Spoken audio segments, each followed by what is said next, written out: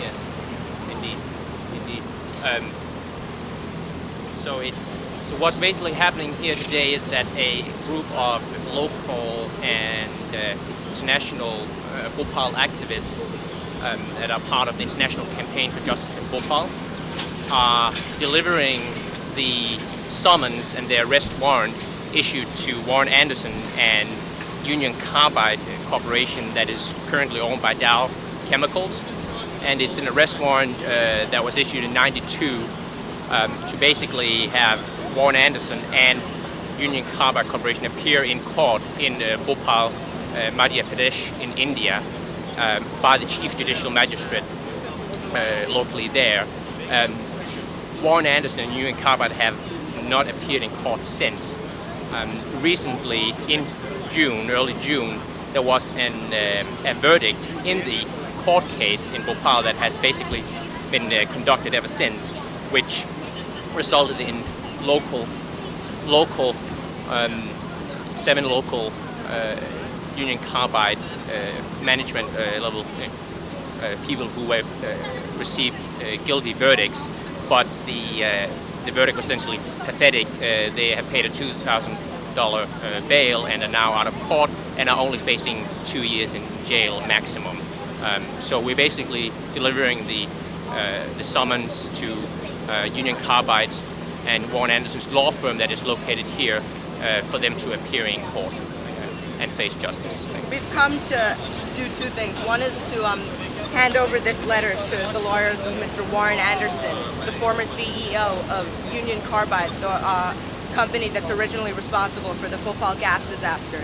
This man is actually a fugitive of Indian law. He's wanted in India for culpable homicide. And we've come to hand over the summons for his arrest. We weren't let into the building, even though we all walked up and asked to just hand this into his office's mailbox. And we weren't allowed to do that.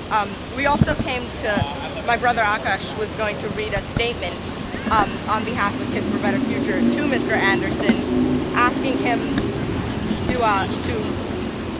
to realize what is right to do in this situation and realize that he has nothing to lose at this point, since he's no longer even he's no longer even part of Union Carbide, and it would be the best thing for everybody involved if he came out and said that he realized that that Dow Chemical, which is the company that bought Union Carbide, was responsible for not only the Bhopal gas disaster but the continuing effects of it, which are 15 people dying every month because of the gas-related effects. Akash, will you read the statement that you read? So this is a statement which I had originally planned to read out to Mr. Waren Anderson's lawyers, and yet the guards refused us.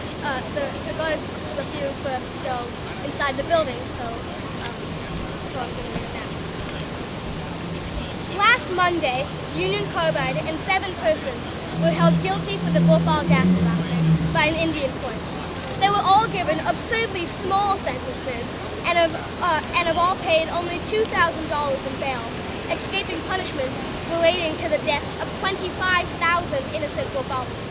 Waren Anderson, former CEO of Union Carbide, was charged for culpable homicide in the year of the disaster, but he ignored the court summons and instead was declared an absconder by the Indian government. The Indian Prime Minister refuses to act, so Bhopali activists are here instead. 25 years ago, Waren Anderson was CEO of Union Carbide when the terrible disaster occurred. Now, I don't want to depict Anderson as a despicable creature who killed thousands of people. In fact, I'd like everyone to remember the fact that despite all legal counsel, purely because of a feeling of moral obligation, Anderson went to Bhopal after the disaster to survey the scene firsthand. I don't doubt Mr. Anderson's claims to a guilty conscience. Any human being involved with a tragedy would feel terrible. Now, 25 years ago, Mr. Anderson escaped arrest and his day in court. I have no illusions that day will come for Mr. Anderson, who is no longer the face of Bhopal suffering anyway. But I would like today to appeal to Waren Anderson's conscience, his guilt and his grief, and ask him to stand beside me.